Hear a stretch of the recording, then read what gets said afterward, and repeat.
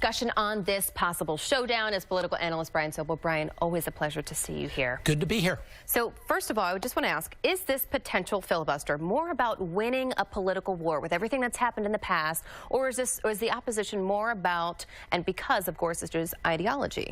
Well, I think it is payback from the Democrats to the Republicans for the previous Supreme Court nominee brought forth by President Obama not even getting a hearing. So it is about winning a political war. Absolutely, and, okay. and that's evidenced by the number of Democrats who are going to vote no. Okay, so one of those Democrats who is going to vote no is California Senator Dianne Feinstein. We've heard from her yesterday and today saying she's going to vote no, and she kind of gave some reasons behind why. And one of the main reasons I found was that she says that many of his answers during the confirmation hearings were very ambiguous. Do you feel like Gorsuch could have been more forthcoming in those confirmation hearings? To be honest, you know, you're testifying, you're answering questions. I don't know about the ambiguity of the answers. I watched a lot of it. I thought he was as forthcoming as he could be, given the questions and that sort of thing. What we're hoping is that Democrats are not finding reasons to say no beyond the fact that the truth is they don't want to vote for this pick for other reasons. And you've mentioned those, and to clear some of that up for people who may not know, I mean, this something similar to this. It wasn't a filibuster on a Supreme Court nominee, but many Democrats felt like President Obama didn't get a chance to have his Supreme Court pick. Well, this kind of goings-on have been occurring for years.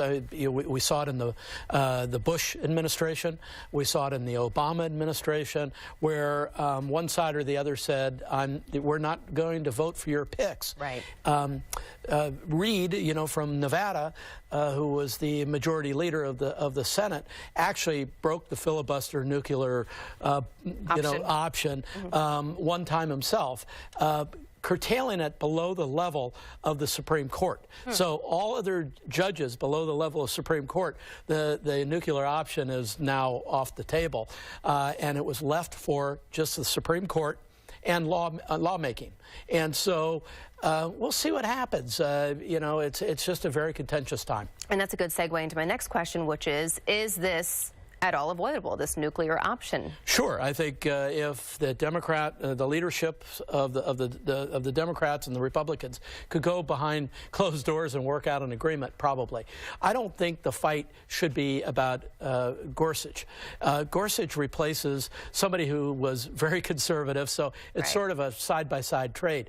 It's really the next pick that I think is going to cause the real fight, because that is possibly going to take the place of somebody who is a liberal and putting a conservative in there. Now, those are fighting words. And then, of course, with this nuclear option, that could prevent the Democrats from having their pick, like you said, in the future. It's going to cause a lot of problems for them in the future, so we'll have to see how that all plays out. Right, and who's ever in power is going to have a great deal of power, and that's what we're talking about here. All right, Brian, thanks so much. Always a pleasure to have you here again today. Thank you.